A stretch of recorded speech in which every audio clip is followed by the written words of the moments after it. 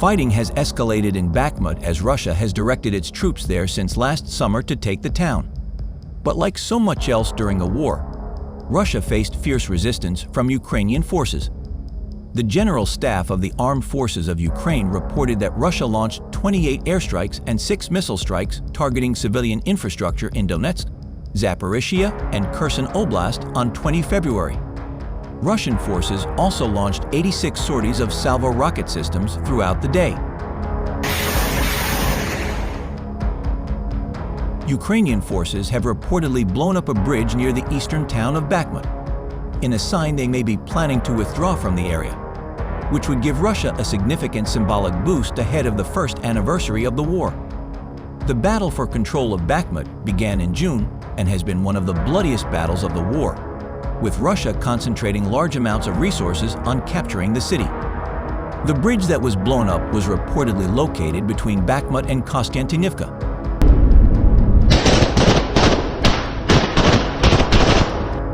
Snipers from the 28th Separate Mechanized Brigade of the Ukrainian Armed Forces, named after the Knights of the Winter Campaign, destroyed entire detachments of Russian invaders in the Bakhmut direction. At least, we counted so many hits on the video published by the unit's press service on its official page on the social network Facebook. The clip is edited out of many episodes, shot both through thermal imaging and night vision sights. A second or two after the shot can be determined by the sharp jump in the image. White spots fall off as if they were cropped.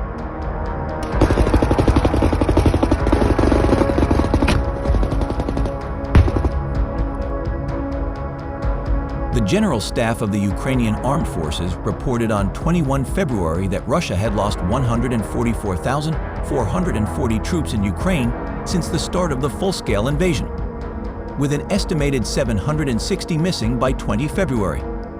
In addition, for almost 362 full days of the war, the Ukrainian army demilitarized thousands of units of Russian troops' armored vehicles, cars, and aviation. Last day, Ukrainian soldiers also destroyed 9 armored vehicles, 10 tanks, 4 artillery systems, and 5 unmanned aerial vehicles. As it stands now, the war is in a stalemate as Ukraine seeks to regain territory in the south and east, after it made significant gains in the second half of 2022 in a series of extraordinary counteroffensives. Russia, following the first rule of gaining air dominance, used intensive electronic jamming to blind Ukrainian air defenses, making it easier to bomb targets such as air bases. But they recklessly assessed their own bombing and failed to realize that they were causing a great deal of damage.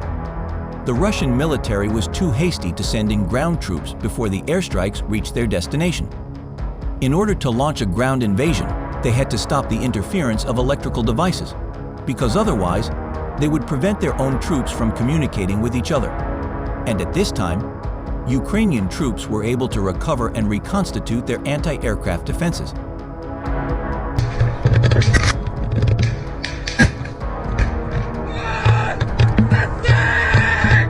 The Russian army is trying to win big quickly by moving towards the Ukrainian capital on 24 February. But this attempt failed as the Ukrainians quickly put up an effective defense, even when they were taken by surprise. Russia's failure to cross the Belg River at Voznessens, northwest of Kherson, and Mykolaiv in southern Ukraine, marked the end of its hopes of capturing Odessa. Russian troops unsuccessfully attempted to cross the river at Mykolaiv, so they rushed north as a plan B, hoping to cross it at a smaller town like Voznessens.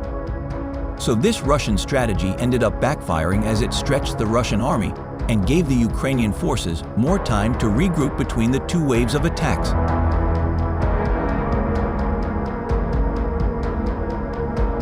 Ukraine's second-largest city, Russian-speaking Kharkiv, is historically located just 40 kilometers from Russia, all factors that made it a prime target for invasion. Kharkiv is also the gateway to central Ukraine from a Russian perspective. Russia tried to take Kharkiv in one day on 24 February, but the Ukrainian defenses held out for months before driving the Russians back, even amidst intense Russian airstrikes. Nevertheless, Russia's failure to take Kharkiv remains a rebuke to its military for sending some of its most elite units there and sustaining significant losses.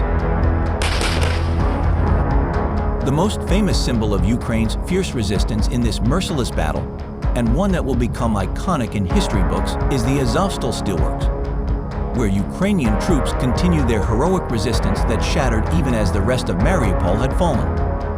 And it was in Mariupol that Russia started its strategy of intensively bombing cities.